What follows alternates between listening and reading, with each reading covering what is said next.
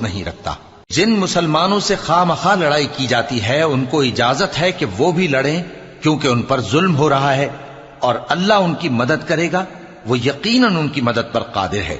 یہ وہ لوگ ہیں کہ اپنے گھروں سے ناحق نکال دیے گئے، انہوں نے کچھ قصور نہیں کیا، ہاں یہ کہتے ہیں کہ ہمارا پروردگار اللہ ہے۔ اور اگر اللہ لوگوں کو ایک دوسرے سے نہ ہٹاتا رہتا تو خانقاہیں اور گرجے اور یہودیوں کے عبادت خانے اور مسلمانوں کی مسجدیں جن میں اللہ کا کثرت سے ذکر کیا جاتا ہے گرائی جا چکی ہوتی۔